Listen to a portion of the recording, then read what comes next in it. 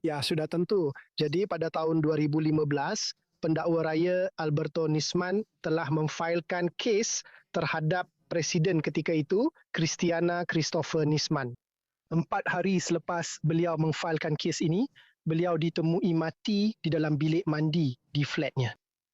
Dan saya adalah wartawan pertama yang sebenarnya menyedarinya. Dan saya menggunakan Twitter yang ketika itu dipanggil Twitter, kini X, untuk melaporkannya. Saya adalah orang pertama yang mengetahui tentang perkara itu. Jadi saya menggunakan X untuk membuat hantaran tentang apa yang sedang berlaku. Saya mula-mula menulis tweet bahawa ada sesuatu yang sedang berlaku di flat pendakwa raya. Dan kemudian saya mengesahkan bahawa dia sebenarnya telah mati di atas lopak darah. Beberapa hari selepas itu, untuk memendekkan cerita, negara memulakan pendakwaan terhadap saya.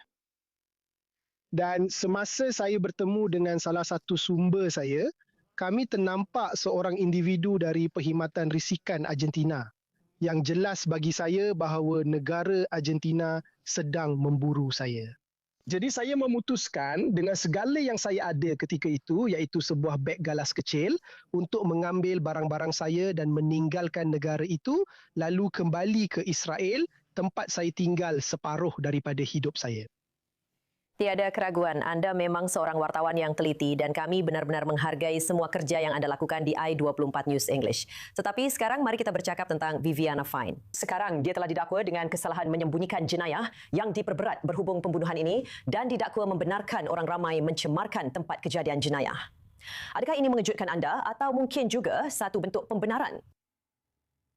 Tidak, langsung tidak. Sejak awal lagi kami tahu ada sesuatu yang sangat pelik dalam keseluruhan proses kehakiman dan terutamanya dengan tempat kejadian jenayah itu sendiri. Anda tahu, kita bercakap tentang berpuluh-puluh orang dalam beberapa jam pertama. Malah sebelum pendakwa raya Viviana Finn sampai ke tempat kejadian, mereka sudah masuk ke situ. Kami telah mendokumentasikan sekurang-kurangnya lebih 20 orang berada di dalam flat itu dan 30 orang lagi di kawasan sekitarnya.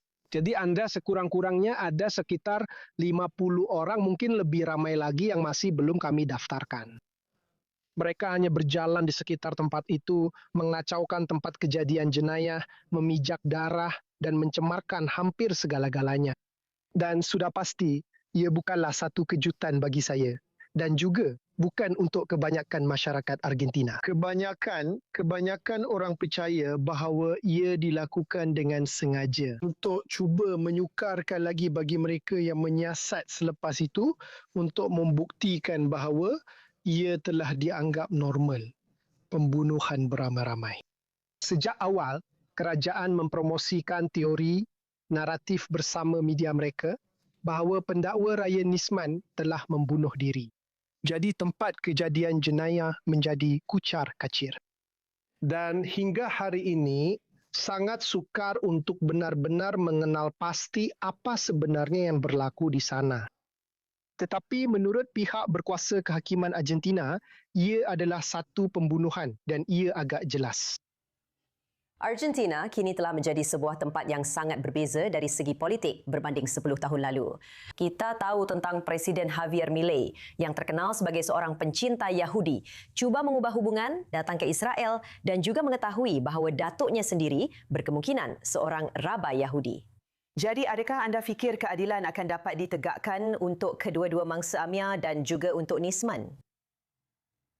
Saya sangat optimis tentang apa yang sedang dilakukan oleh kerajaan ini dalam kes ini.